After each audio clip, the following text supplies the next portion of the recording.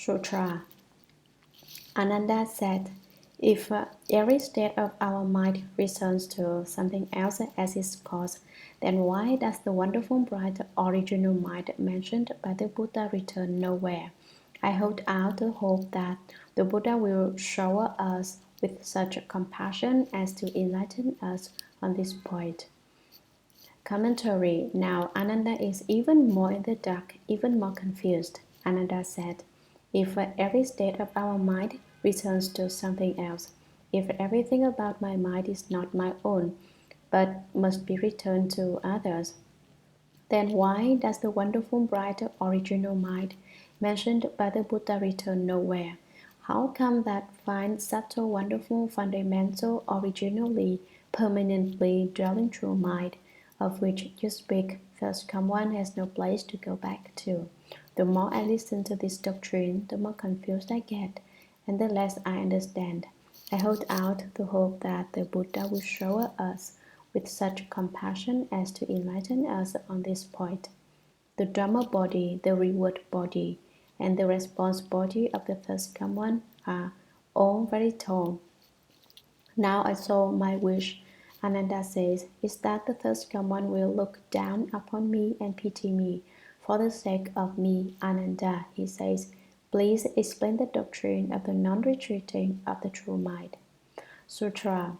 The Buddha said to Ananda, as you now see me, the essence of your seeing is fundamentally bright. If the profound, bright, original mind is compared to the moon, the essence of your seeing is the second moon rather than its reflection. Commentary. The Buddha said to Ananda, as you now see me, the essence of your seeing is fundamentally bright. The essence of your seeing, which sees my 32 hallmarks and 80 subtle characteristics, has the basic characteristic of clarity. But if the profound, bright, original mind is compared to the moon, the essence of your seeing is the second moon rather than its reflection. The essence of seeing is basically the eighth consciousness, which is called the Mind King. The seeing of the Mind King can go to the side of the good, or it can go to the side of the bad. If its essence it penetrates through the Buddha nature, if its essence it penetrates through into the seventh consciousness.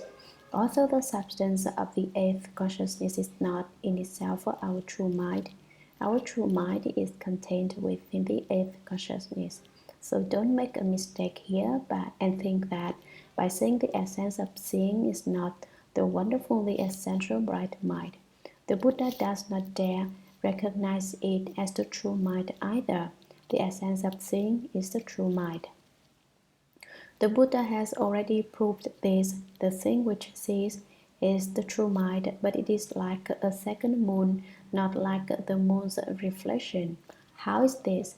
If you press against your eye with your finger, the eye will see two moons in response to the pressure. But those two moons are one moon, the one real moon, not a reflection like the moon seen in water. The Buddha is saying that the eighth consciousness, the Mind King, is the basic substance of our true mind. You should not mistakenly think that the eighth consciousness is not the true mind. Sutra. You should listen attentively, for I am now going to show you the place of no returning. Commentary. Ananda, you should listen attentively, for I am now going to show you the place of no returning. Ananda, you should pay close attention. Don't be muddled when I am speaking. Listen well. Now I am going to instruct you, just as you asked about the true mind and about how it does not return anywhere. The Buddha begins by asking Ananda a question. Sutra. Ananda, this great lecture hall is open to the east. It is flooded with light when the sun rises in the sky. It is dark at midnight during a new moon and when obscured by clouds or fog. Looking out through open doors and windows, your vision is unimpeded. Facing walls or houses, your vision is hindered. Your vision is casually conditioned in such places where there are forms of distinctive features.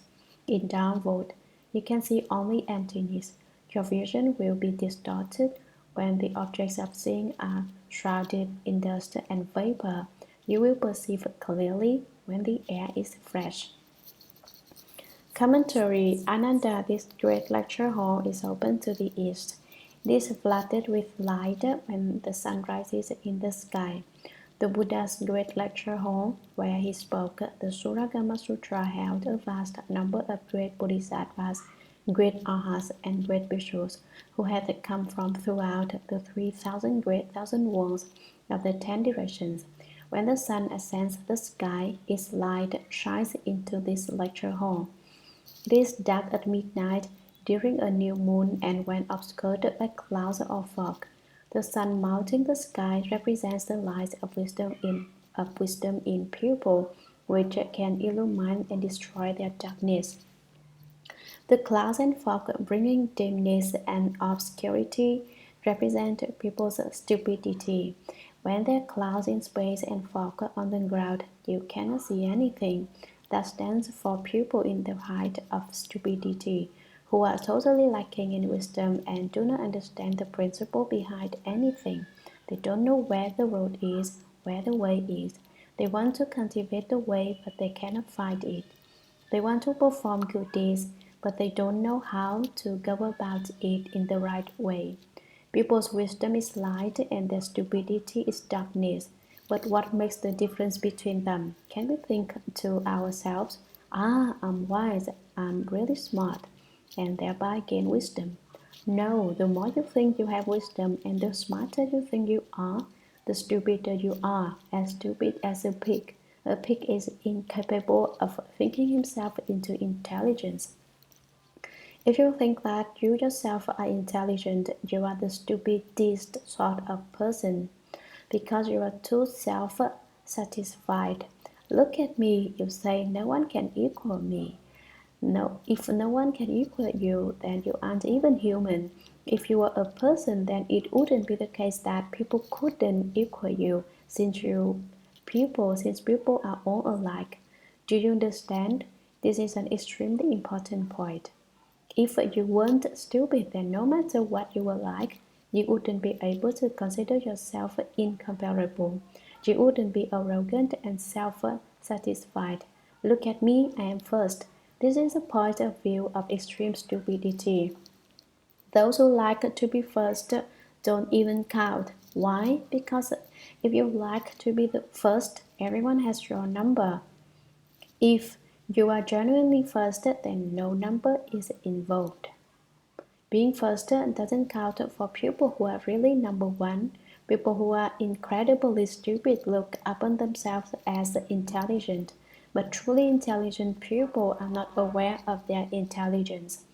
They are incapable of pondering the question of their own intelligence.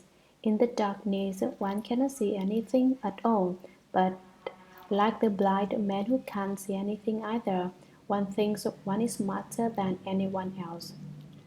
Looking out through open doors and windows, your vision is unimpeded. From inside, one can see outside. You penetrate through without any obstruction by means of the five eyes and six spiritual penetrations. One day, one of my disciples told me, after lunch, when everyone is supposed to be working, some people go to sleep. How did he know people were sleeping? Had they told him? It is because he has the Buddha eye, and so he knows what everyone is doing.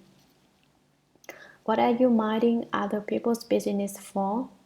I asked him. It used to be, when it was just me, that people might do something and not tell me about it, thinking that I didn't know, so I wouldn't pay any attention to the matter either. Now I have a helper, a deputy. I've told him to tell me about the faults he finds in others. Now that someone is telling me, I have proof, and so I can cross-examine anyone who is at fault. But you should not be afraid. I don't intend to ask about small matters. If something of major importance happens, then I will ask. This disciple is my helper, and if anyone steals something, my helper sees it. If anyone kills someone, he knows it. If I want to tend to trivial matters, I can do so at any time. If I do not want to tend to trivial matters, it is possible to make everything disappear. So those of you who are thinking of stealing things, don't be frightened. And those of you who want to do things which you don't want me to know about also needn't be afraid. For the time being, I'm still not paying any attention to these small matters. Facing walls or houses, your vision is hindered. Where there are cracks, sin penetrates, but where there are no cracks, it does not. Your vision is casually conditioned in such places where there are forms of distinctive features.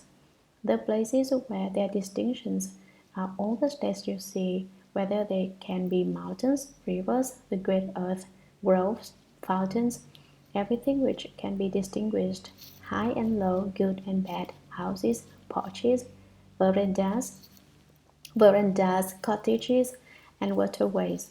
Those are distinctions made by the mind and therefore are conditions.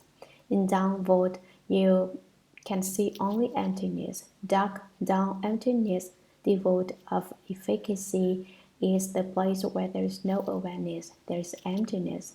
Your vision will be distorted when the objects of seeing are shrouded in dust and vapor. Vapor refers to the places where mist rises up from the earth. When there is no sun, the vapors look like smoke, but when the sun comes out, there is nothing there at all. Dust refers to a place where the wind picks up the dust and sand and blows it about. Both the mist and dust darken the air and distort it, like the distortion caused by heat mirage, which makes things appear wavy and not straight. You will perceive clearly when the air is fresh. The text refers to a freshness like the pure, clear sky just after the rain. Fresh air refers to the moist, clean atmosphere. Sutra. Ananda, observe all these transitory characteristics as I now return each to its place of origin. What are the basic origins? Ananda, among all these transitions, the light returns to the sun. Why? Without the sun, there is no light. Therefore, the reason for light belongs with the sun, and so it can be returned to the sun. Darkness returns to the new moon. Penetration returns to the doors and windows, while obstruction returns to the walls and eaves. Conditions return to distinctions. Emptiness returns to dark emptiness. Darkness and distortion return to the mist and haze. Bright purity returns to freshness, and nothing that exists in this world goes beyond these skies. Commentary. The Buddha went on to say, Ananda, observe all these transitory characteristics as I now return each to its place of origin, whether they be light or darkness, penetration or obstruction, conditions or dull emptiness, purity or turbidity. All these 8 kinds of characteristics can be returned to the place that they came from. What are the basic origins? What are the places they come from? Ananda, among all these transitions, you should listen and be particularly attentive to what I am going to explain to you about these various transformations, these 8 kinds of transitory characteristics. The light returns to the sun. Why? Without the sun, there is no light. I'll give light back to the sun. Without the sun, there is no light. When there is no light, the light has returned to the sun. Therefore, the reason for light belongs with the sun, and so it can be returned to the sun. Therefore, I am taking the light and returning it to the sun. Would you agree, Ananda? Do you have any opinion? Ananda didn't open his mouth. Although if he had had another doubt or a question or something he wished to say, he could have spoken at this point, but he didn't. So the Buddha continued speaking. Darkness returns to the new moon. I give the darkness to the new moon. In Chinese, The full moon is called Bai Yue, white moon, and the new moon is called Hei Yue, black moon. But this does not mean that the moon gives off a black light. That would be to translate so literally as to destroy the meaning. When you eat, you should be able to digest the food. And it is the same with the text of the sutra. Don't think the Shurangama Sutra says the moon gives off a black light.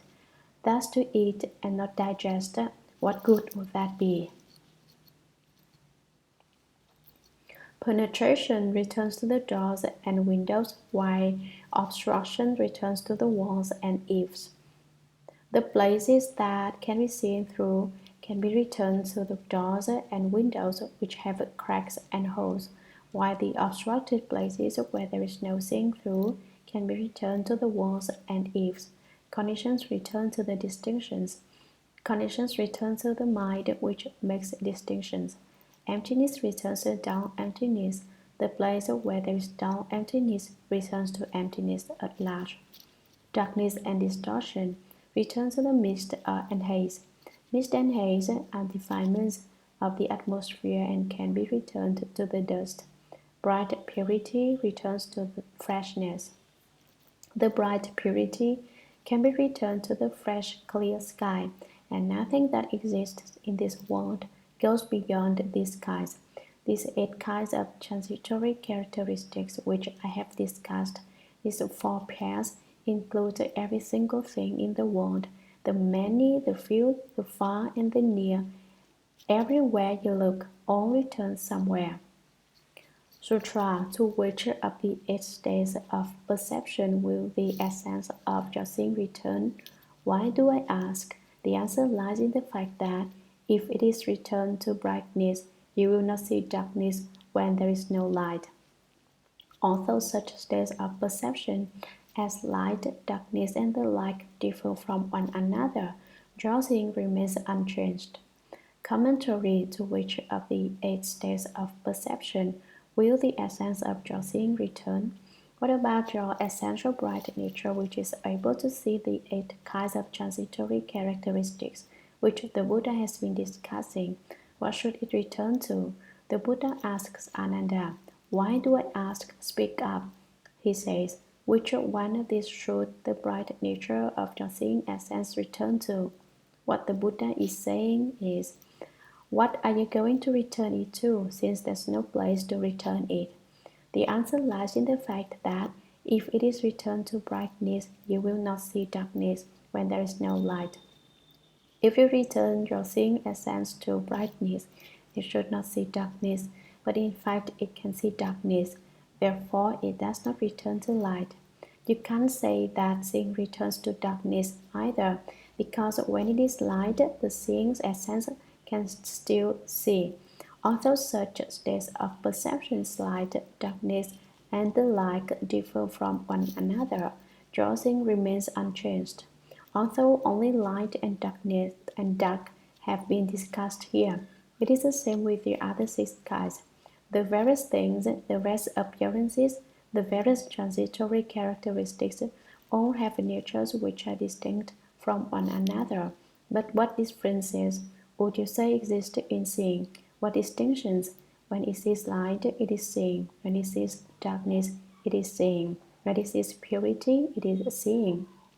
When it sees turbidity, it is seeing. When it sees through things, it is seeing. When it sees obstructions, it is seeing.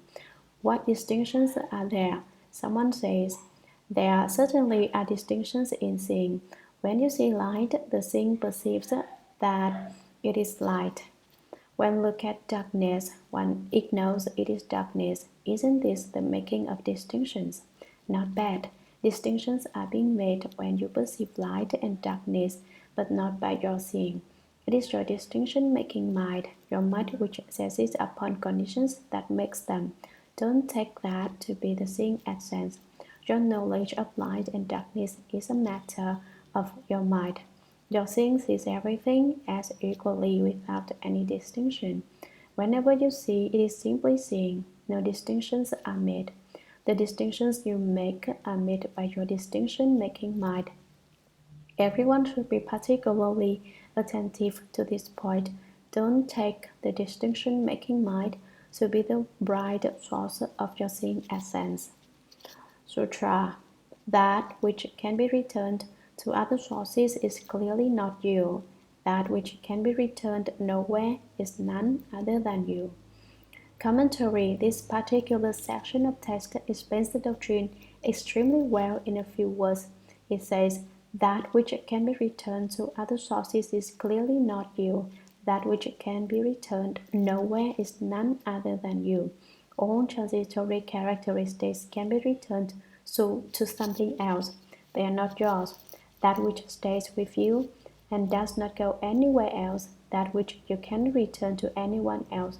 Whose is it if not yours? If it isn't yours, you should return it to someone else. You can't. Whoever you give it to does not want it. You give it to the light, but the light does not want it. You give it to the darkness, but the darkness does not want it. You give it to purity, but purity does not want it. You give it to turbidity, but turbidity does not want it. If you could give it away, then you wouldn't be able to see anymore. It is something you cannot give away. Although you have accomplished the first fruition, you haven't anyway.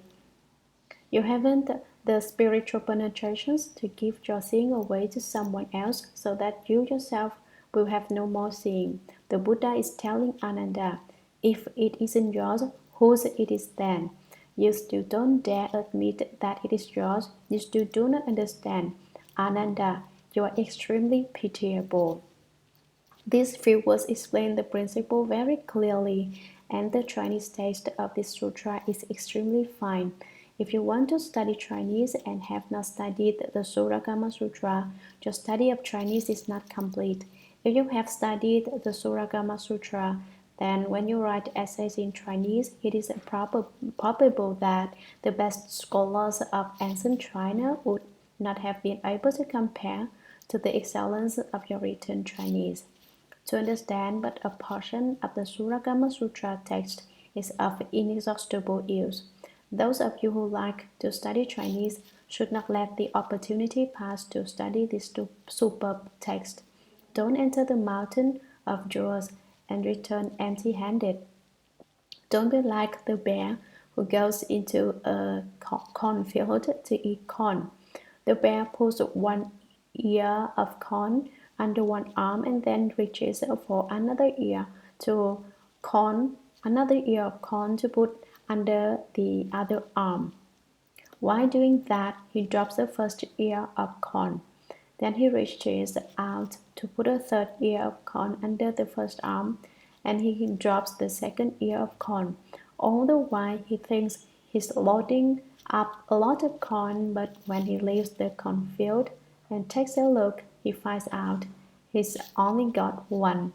When you enter the mountain of jewels, don't be so overwhelmed by all the gems that as you pick up one you've decided to bring back, you drop the other one you were holding. This explanation of the sutra, which you are now hearing, is the mountain of jewels.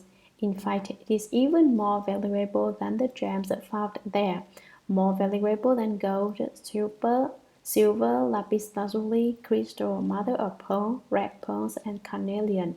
Why?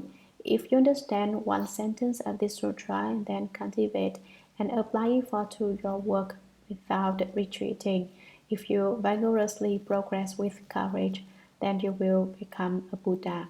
And so its value far transcends the worth of a mountain of jewels. Don't be like the black bear that picks the ears of corn and loses them as fast as he gets them. The Chinese and the meaning of the sutra text are both excellent. There is nothing about them which is not good. It just remains to be seen if you can accept it. If you can accept it, then no matter what happens, even if I beat you with a board and tell you to get out, you won't be able to leave. That's what will happen if you truly understand, and that's an inconceivable state. Sutra. Therefore, I know that your mind is fundamentally wonderful, bright, and pure. You yourself are confused and deluded. You miss what is fundamental, and you are caught in the turning wheel of the six paths, tossing and floating on the stormy sea of birth and death all the time. No wonder the third one says that you are the most pitiable of creatures. Commentary. Shakyamuni Buddha said everything which can be returned is clearly not you. Why, as for what there is of you that cannot be returned, what is it if it is not you? Therefore, I know that your mind is fundamentally wonderful, bright, and pure, but if you still don't understand, you can't admit that it is your true mind. You yourself are confused and deluded. There is no place your true mind returns to, but you yourself are confused. You don't understand, and you are deluded. It seems to be right, and yet is not. This is what I meant when I said earlier that you lost it. It is something which originally belongs to you, but you don't realize it, so it seems lost.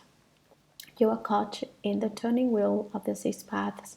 Your fundamental true mind escapes you. If one fails to understand one's true mind, then life after life one falls and does not ascend.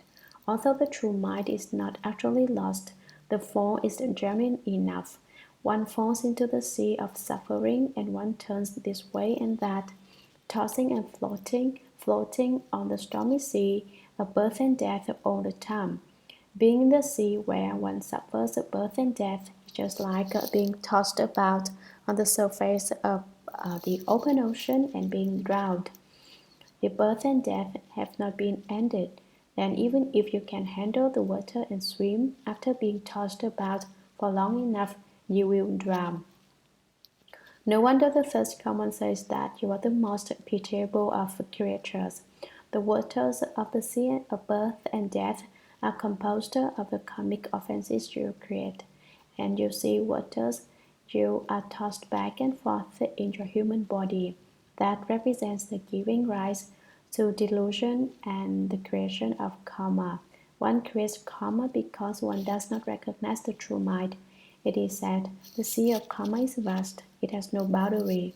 Sometimes you are tossed about on its surface, sometimes you sink to the bottom. It is dangerous to be in that water. That is what makes Ananda pitiable.